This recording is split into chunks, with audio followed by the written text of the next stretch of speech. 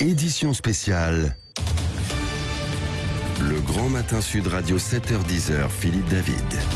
Dans quelques instants, on va avoir avec notre compagnie Xavier Roffer, criminologue et essayiste, pour parler de l'attentat de Conflans-Sainte-Honorine. On aura également Frédéric Rollet, secrétaire général du SNES-FSU, syndicat d'enseignants. Rappelons bien sûr que c'est un syndicat, c'est un enseignant qui a été assassiné hier en fin d'après-midi à Conflans-Sainte-Honorine. Et comme les choses continuent dans On décrypte le monde, on parlera d'un conflit qui se passe dans le Caucase. Et le terroriste venait du Caucase puisqu'il est a priori tchétchène.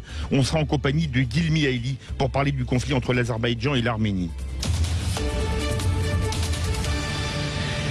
Il s'appelait Samuel Paty, avait 47 ans, était professeur d'histoire-géographie au collège du Bois d'Aulne à Conflans-Sainte-Honorine dans les Yvelines. Il est mort décapité hier en fin d'après-midi par un terroriste islamiste, un Tchétchène de 18 ans qui a été abattu par la police quelques minutes plus tard. Nous sommes en compagnie de Xavier Roffer, criminologue et essayiste français. Xavier Roffer, bonjour. Bonjour. Votre réaction déjà à cet horrible attentat? Eh bien, c'est la suite d'une série.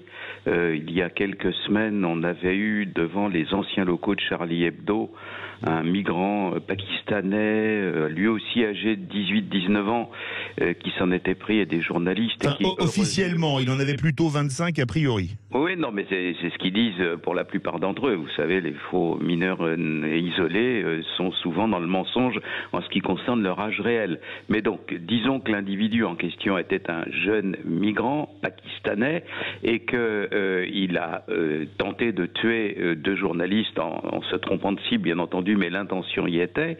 Et on est toujours, depuis Mohamed Merah, dans la grande difficulté à identifier à temps, c'est-à-dire avant le passage à l'acte, des individus qui sont caractéristiquement des hybrides.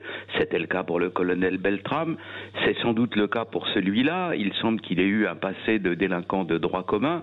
On est toujours dans la très grande difficulté d'identifier à temps des individus hybrides, c'est-à-dire ayant un passé criminel et ayant à un moment donné basculé dans le fanatisme.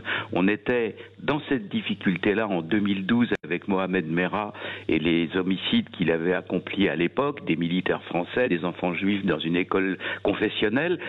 On était ensuite de ça, mais il y en a plusieurs, si vous voulez, on peut les énumérer les uns après les autres, et pas uniquement en France et dans l'Europe entière, en Allemagne, au Danemark, en Suède, etc., dans la difficulté d'identifier, parce que ce sont des gens qui n'ont pas de racines, dont on ne connaît pas les réactions, dont on ne sait pas ce qu'ils peuvent faire d'un moment ou à un autre, des individus dangereux, et dangereux pour la population et pour la partie la plus active de la population, notamment ses enseignants et les journalistes.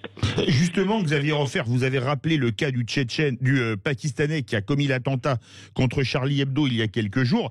Est-ce que ça ne pose pas quand même, quand on voit que le terroriste là est un Tchétchène, le problème de qui on accueille en France? Parce que la question se pose, non? Elle se pose d'autant plus que quand il y a eu la première affaire de Tchétchène, c'était il y a environ 2 ans, dans le quartier de l'Opéra, un Tchétchène venu de Strasbourg qui avait poignardé des gens dans le quartier de l'Opéra.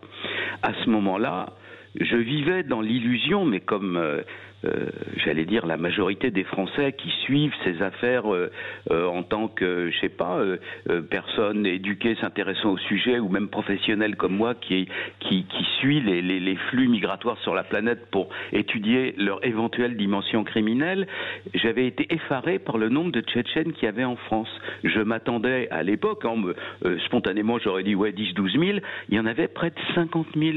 Mais à quel moment quiconque en France a été prévenu du fait qu'on avait 50 000 Tchétchènes sur notre territoire? Alors je veux bien qu'il y ait eu une guerre terrible en Tchétchénie, mais ça n'est pas une consolation, puisque parmi les éléments que nous récupérons ici, nombreux sont ceux qui ont été aguerris en combattant dans une guerre civile, dans des guérillas assez dures contre les Russes, et en conséquence de quoi, il me semble que là, le fait qu'on ait introduit sournoisement, sans rien dire à personne, sans qu'à aucun moment les Français ne soient consultés du type, mais ces gens-là, vous tenez vraiment...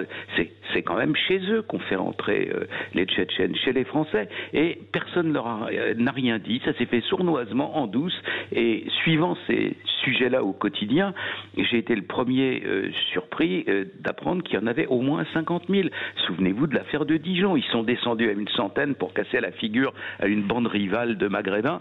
Bon, eh bien, si jamais ces individus-là n'avaient pas été en France à ce moment-là, on aurait eu des problèmes en moins.